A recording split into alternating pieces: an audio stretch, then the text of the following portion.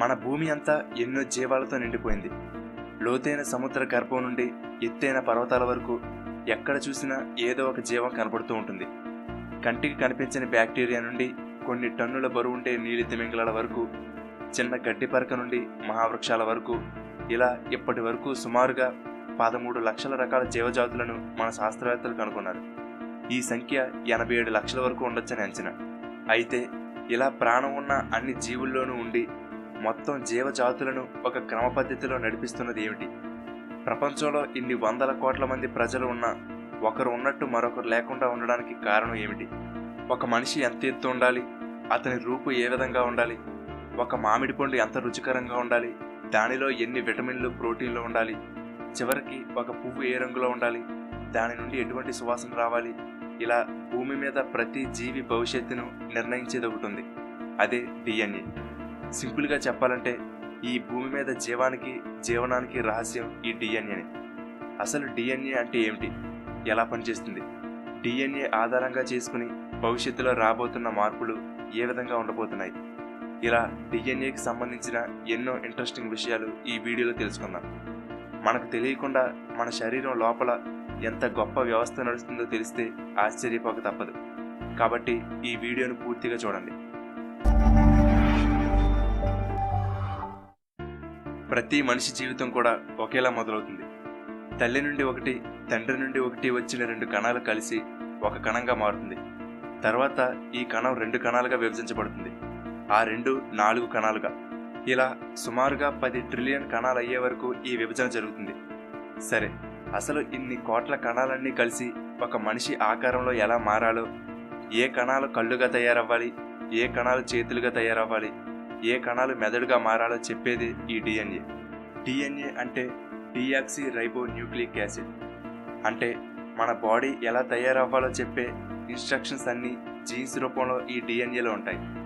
ఇంకా సింపుల్గా అర్థం అవ్వాలంటే ఈ డిఎన్ఏ అనేది ఒక లైబ్రరీ అనుకుంటే, ఈ జీన్స్ అనేవి దానిలో పుస్తకాలు.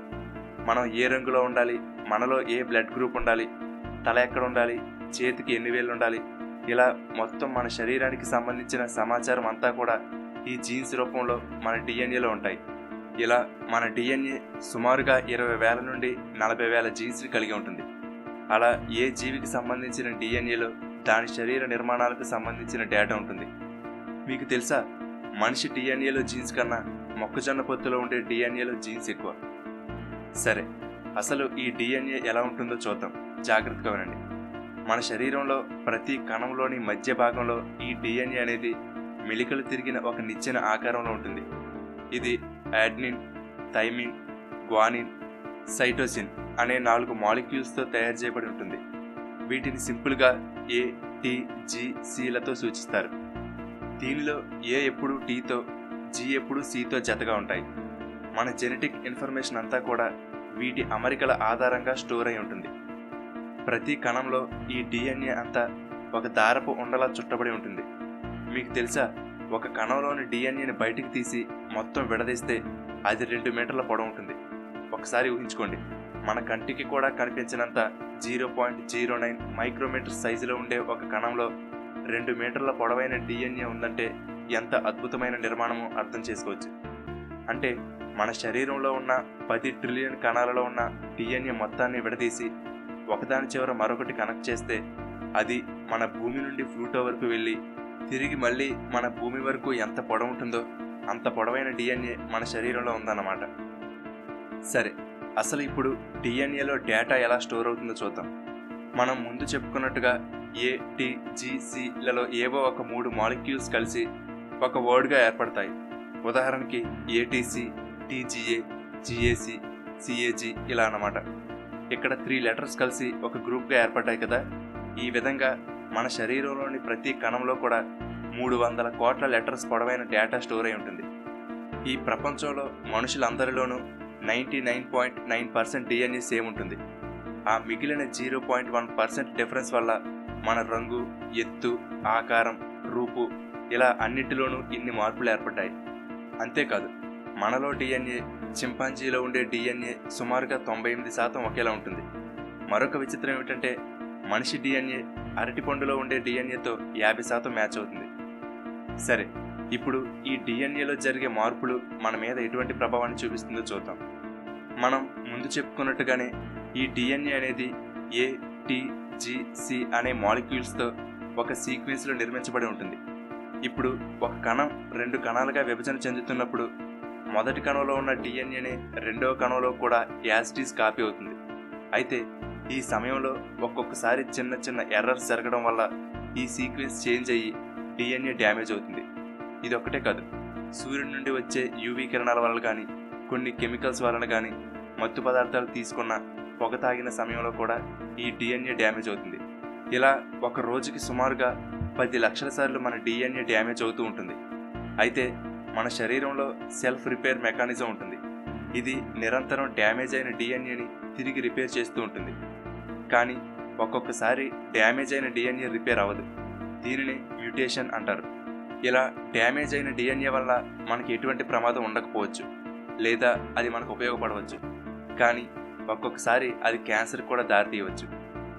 అయితే 1990లో అమెరికా గవర్నమెంట్ అసలు మనిషి డిఎన్ఏలో ఉన్న మొత్తం సీక్వెన్స్ అంతా ఏ విధంగా ఉంటుందో కనుక్కోవాలని, తద్వారా మనిషి జెనెటిక్ కోడ్ని తెలుసుకోవాలనుకుంది. దీనికోసం హ్యూమన్ జీనోమ్ ప్రాజెక్ట్ని మొదలుపెట్టారు. కొన్ని వందల మంది శాస్త్రవేత్తలు కలిసి కష్టపడి ఒక మనిషి కణంలో ఉండే డిఎన్ఏలో 300 కోట్ల బేస్ పేర్స్ని, వాటి సీక్వెన్స్ని కనుక్కోవడానికి 13 సంవత్సరాలు పట్టింది. ఈ ప్రాజెక్ట్ పూర్తి అవడానికి సుమారుగా $3 బిలియన్ ఖర్చయింది. అంటే ఇప్పటి రూపాయి విలువ ప్రకారం సుమారుగా 20,000 కోట్లు పైనే ఖర్చయింది. అదే ఇప్పుడు ఒక మనిషి డిఎన్ఏ చదవాలనుకుంటే కేవలం 1 గంట సమయంలో $1,000 ఖర్చుతో పూర్తయిపోతుంది. అంటే ఎంత వేగంగా ఈ రంగం అభివృద్ధి చెందుతుందో అర్థమవుతుంది. మన పూర్వీకులకు సంబంధించిన జ్ఞాపకాలు మరియు అనుభవాల సమాచారం అంతా మన డిఎన్ఏలో ఉంటుంది. రీసెంట్గా జరిగిన ఒక స్టడీలో తెలిసింది ఏమిటంటే గత 14 తరాలకు సంబంధించిన మన పూర్వీకుల ప్రభావం మన మీద ఉండొచ్చట. అందుకే పిల్లలకు కొంతమందికి వాళ్ళ తల్లిదండ్రులు లేదా తాతమామల పోలికలు రావడం, లేదా ఎన్నో తరాల నుండి కొన్ని వ్యాధులు వంశపారపర్యంగా రావడానికి కారణం వాళ్ళ పూర్వీకుల నుండి వస్తున్న డిఎన్ఏలో ఆ సమాచారం ఉండడమే. మనం గమనించే ఉంటాం, కొంతమందికి కొన్ని నైపుణ్యాలు పుట్టుకతోనే వస్తూ ఉంటాయి. చిన్నప్పటి నుండే బొమ్మలు బాగా గీయడం, లెక్కలు బాగా చేయగలగడం చేస్తుంటారు. దీనికి కారణం వాళ్ళ పూర్వీకులలో ఎవరికో ఉన్న ఆ స్కిల్స్ ఈ డిఎన్ఏ ద్వారా ఈ పిల్లల్లో కూడా వస్తుంది. ఇలా మన పూర్వీకులకు సంబంధించిన సమాచారం అంతా ఈ డిఎన్ఏలో స్టోర్ అయి ఉంటుంది. ఒక స్టడీ ప్రకారం 1 గ్రాము డిఎన్ఏలో సుమారుగా 215 పెటాబైట్స్ డేటా స్టోర్ చేయవచ్చట. అంటే 21,50,00,000 జీబీ అన్నమాట. ఇప్పటికే శాస్త్రవేత్తలు డిజిటల్ డేటాని డిఎన్ఏలో సేవ్ చేయడం మొదలుపెట్టారు. ముందుగా డిజిటల్ డేటాని బైనరీ సిస్టంలోకి మార్చుతారు. తర్వాత దానిని ATCG అనే 4 లెటర్స్ ఉండే డిఎన్ఏ కోడ్స్లోకి ఎన్కోడ్ చేస్తారు.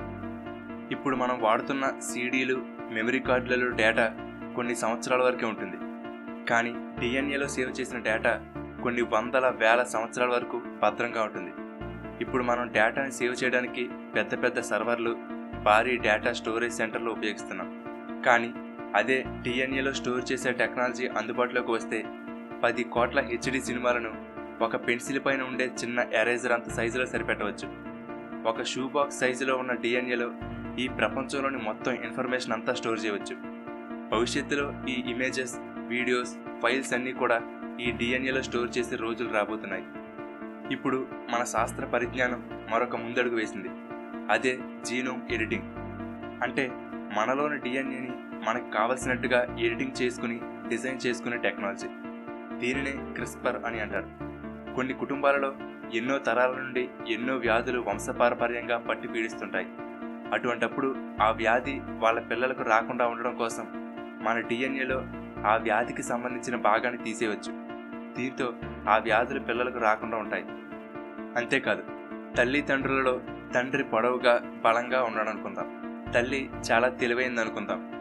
ఇప్పుడు పుట్టబోయే బిడ్డకు తండ్రిలోని బలానికి సంబంధించిన డిఎన్ఏని, తల్లిలోని తెలివితేటలకు సంబంధించిన డిఎన్ఏని కలిపి పుట్టబోయే బిడ్డ దృఢంగా, బలంగా, తెలివితేటలతో పుట్టేలా, ఎటువంటి లోపాలు లేకుండా పుట్టబోయే పిల్లల్ని డిజైన్ చేసుకునే రోజులు రాబోతున్నాయి.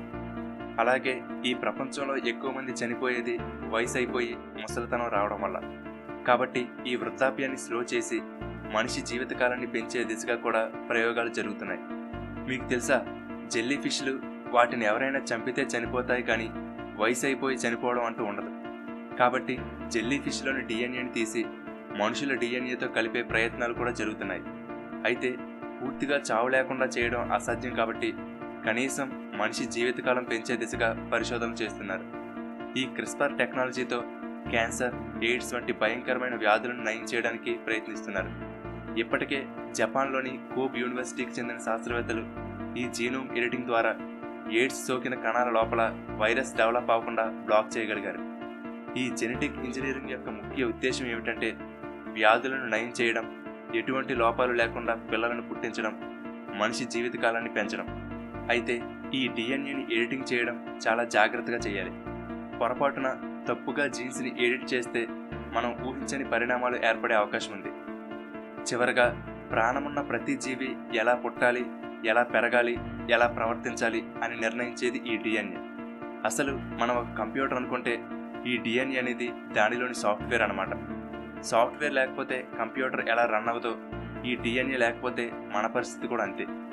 కంటికి కూడా కనిపించినంత చిన్న కణంలో ఇన్ని లక్షల జీవరాశులను నడిపించే విధంగా డిఎన్ఏ ఉండడం, తరతరాల నుండి జెనెటిక్ ఇన్ఫర్మేషన్ని భద్రపరచడం, ఈ సంక్లిష్టమైన నిర్మాణం పనిచేసే తీరు నిజంగా ఒక అద్భుతం. ఓకే ఫ్రెండ్స్, ఈ వీడియో మీకు నచ్చితే లైక్ చేయండి, మీ ఫ్రెండ్స్ అందరికీ షేర్ చేయండి. ఇలాగే మరెన్నో ఇంట్రెస్టింగ్ విషయాలు తెలుసుకోవడానికి తెలుగుబడి యూట్యూబ్ ఛానల్కి సబ్స్క్రైబ్ అవ్వండి. వీడియో పెట్టిన వెంటనే మీకు నోటిఫికేషన్ రావడానికి సబ్స్క్రైబ్ బటన్ పక్కనే ఉన్న బెల్ బటన్ని యాక్టివేట్ చేసుకోండి. అలాగే తెలుగులో మరిన్ని ఇంట్రెస్టింగ్ టాపిక్స్ గురించి తెలుసుకోవడానికి తెలుగుబడి.in వెబ్సైట్ని చెక్ చేయండి. ఫేస్బుక్, ఇన్స్టాగ్రామ్, ట్విట్టర్, టెలిగ్రామ్లో తెలుగుబడిని ఫాలో అవ్వండి. వీటికి సంబంధించిన లింక్స్ని ఈ వీడియో కింద ఉన్న డిస్క్రిప్షన్లో ఇచ్చాను. Thank you for watching.